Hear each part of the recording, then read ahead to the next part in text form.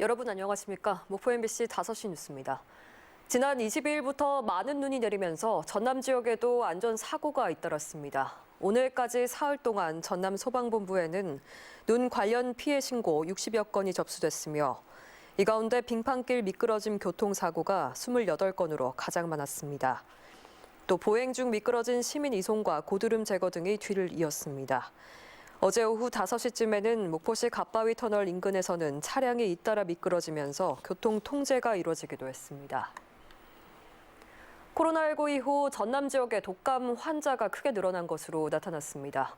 전남보건환경연구원은 지난해 9월 인플루엔자 유행주의보 발령 이후 현재까지 도내 호흡기 환자 255명 가운데 30.2%인 77명에서 인플루엔자 바이러스가 검출됐으며 지난해 같은 기간보다 2.2배 증가했다고 설명했습니다. 또 지난해와 달리 유행하는 인플루엔자 유형이 A형뿐만 아니라 B형도 지속해서 확산하고 있다며 마스크 착용과 손 씻기 등 기본 예방수칙 준수를 당부했습니다. 김영록 전남지사가 광주 군공항 이전 문제와 관련해서 설 전후로 김산 무안군수와 만날 수 있도록 물밑 대화를 하고 있다고 밝혔습니다. 김 지사는 최근 무안군수가 만나겠다는 입장을 보인 만큼 3자가 함께할 수 있는 자리를 만들도록 적극 노력하겠다고 덧붙였습니다. 또 최근 광주시가 유의미한 진전이 없다면 플랜 B를 가동할 수밖에 없다고 밝힌 데 대해서는 강 시장이 임기 안에 군공항 이전 문제를 해결하겠다는 의지라고 일축했습니다. 목포시의 시내버스 인수를 위한 지방채 발행이 시의회에서 제동이 걸린 가운데 목포시가 시내버스 인수 협상단 구성에 나서고 있습니다.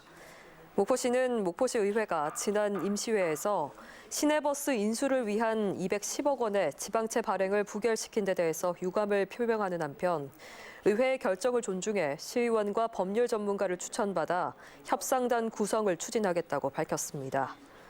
목포시는 또 사안의 시급성을 감안해서 다음 달 중 임시회를 소집해 안건 심사를 요구할 계획이라고 밝혔습니다. 전라남도는 보건복지부와 필수의료 혁신 간담회를 개최했습니다. 이번 간담회에서 전라남도는 전남의 노인과 장애인 인구 비율이 전국 1위로 1인당 의료비도 가장 높다며 필수의료 여건 확충을 위해서 전남의 의과대학이 필요하다고 강조했습니다. 보건복지부는 필수의료 혁신을 위해 의사수 확대와 필수의료 전달 체계 정상화, 의사수 확대 등을 추진하겠다고 밝혔습니다. 광주 전남 지역 청년 고용률이 전국 평균보다 낮고 회복도 느린 것으로 분석됐습니다. 한국은행 광주 전남 본부와 목포 본부가 발표한 광주 전남 지역 청년 고용 부진 원인과 정책적 시사점 보고서에 따르면 광주 전남의 전 연령 기준 고용률과 실업률은 양호하지만 15세에서 29세 청년 고용률이 유일하게 전국보다 낮았습니다. 보고서는 광주 전남 지역의 낮은 청년 고용률의 주요 원인으로 지역 경제 성장 잠재력 하락, 낮은 수준의 일자리 질, 열악한 정주 여건 등을 꼽았습니다. 전라남도 사회서비스원 일부 수탁기관장의 공석이 장기화되고 있는 가운데 전라남도의 대책 마련을 촉구하는 목소리가 높아지고 있습니다.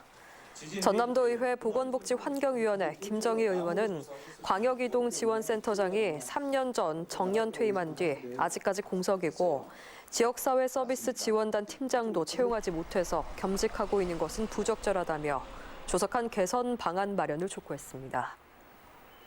뉴스를 마칩니다. 시청해주신 여러분 고맙습니다.